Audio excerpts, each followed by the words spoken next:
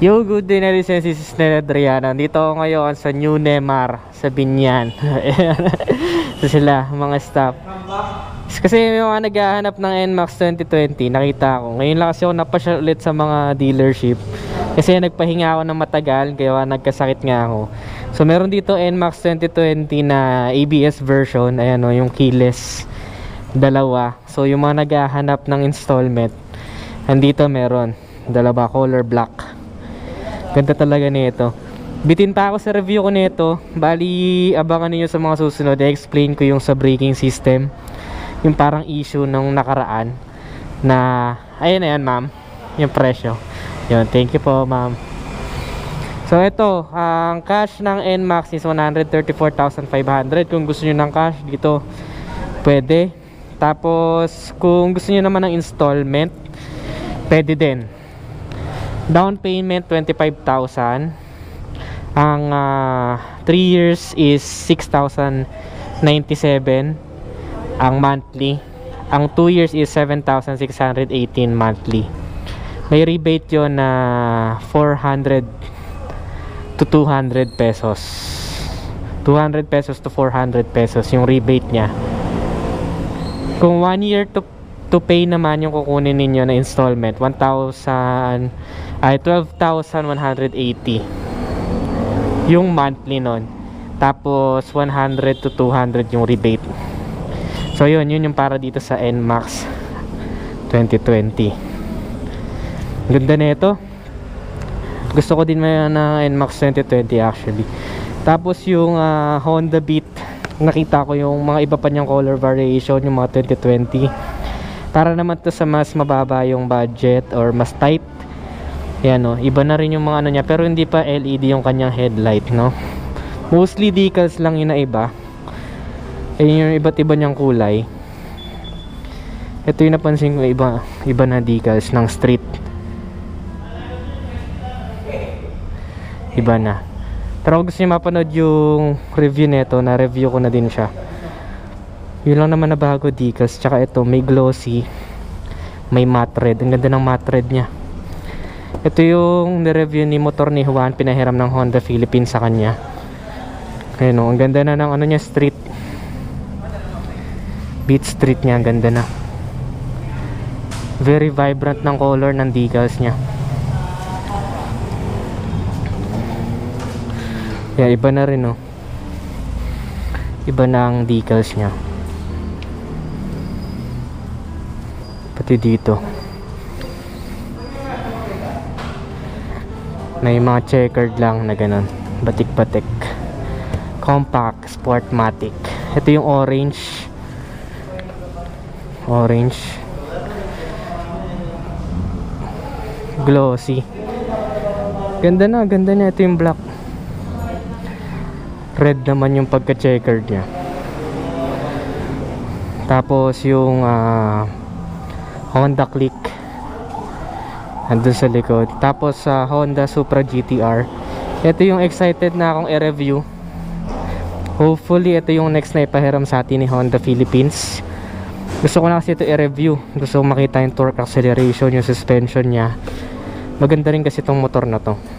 So yan ang presyo nya dito. Down payment 8,900. Ang cash 102,900. 12 months 10,178. 24 months 6,365. 36 months is 5,095. Okay din yan, solid. Kasi ito yung mga nirecommend ko noong nakaraan. Sabi ko yung mga best, cheapest motorcycle na sulit. Isa to, Smash. Tapos ito din, Suzuki SkyDrive Sport. Solid din to.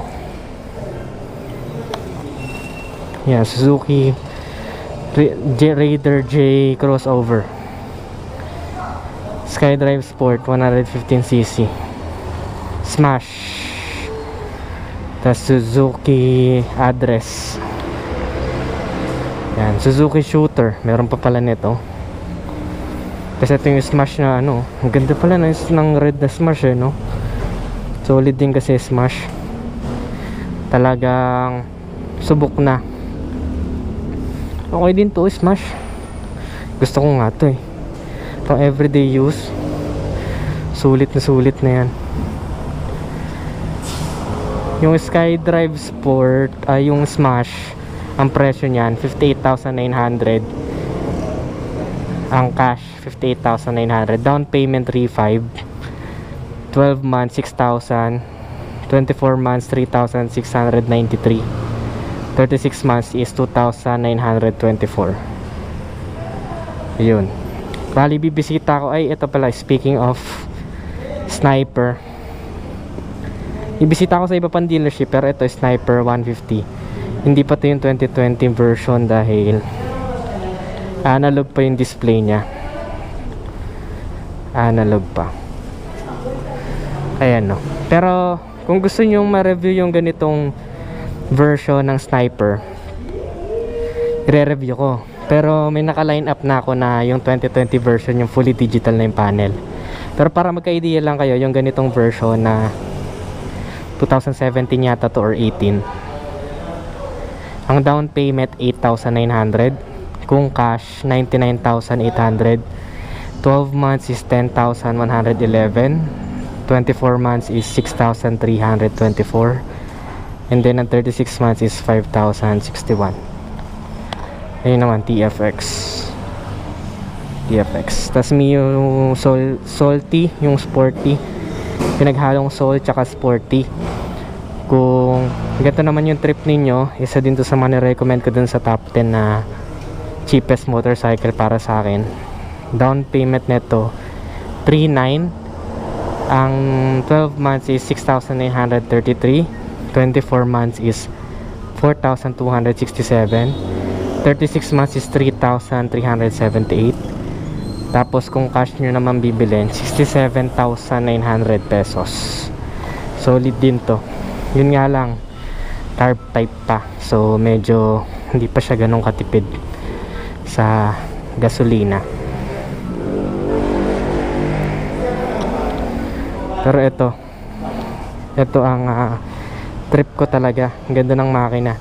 By the way, ang NMAX nga pala, una sa lahat yung batalya niya, yung chassis pang Aerox na, pati yung makina niya Aerox S version, yun ang napansin namin. Tsaka itong NMAX 2020 na black gold to. Ang pinaka gusto ko na kulay nito, camo green. Ganda na rin ang panel gauge niya, no? Tapos ito, di bukas.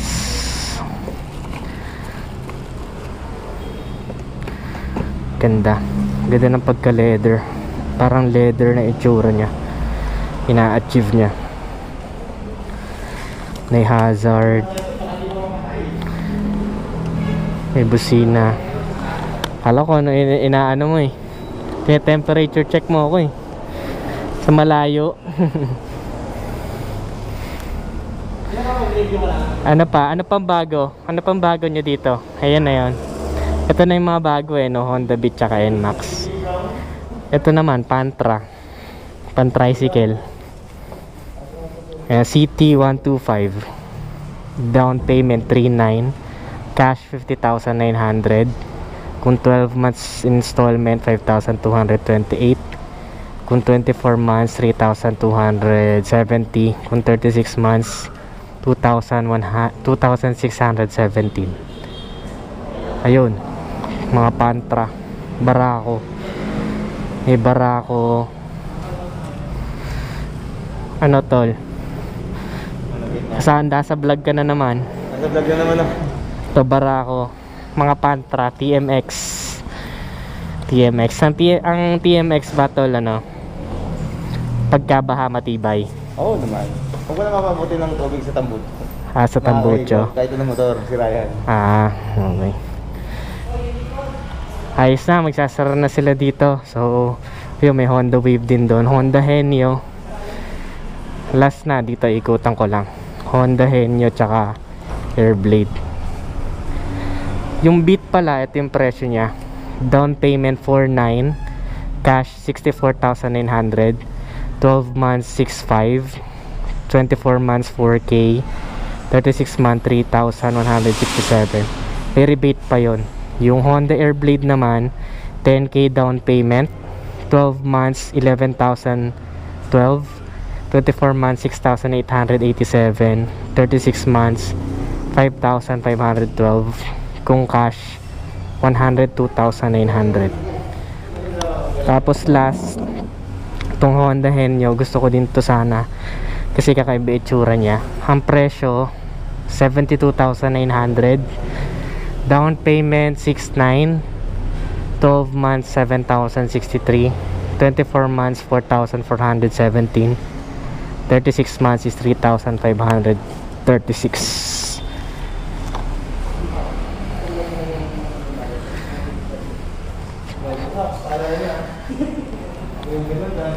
Yun lang guys.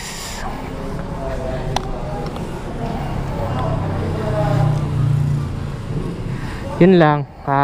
Balik ako. I-review ko NMAX tsaka Sniper ngayong linggo para sa inyo. NMAX 2020, yung mga likes and dislikes, yung issue sa brakes na nakaraan naging controversial, ililinawin ko. Tapos Sniper naman, gusto ko na ding matesting.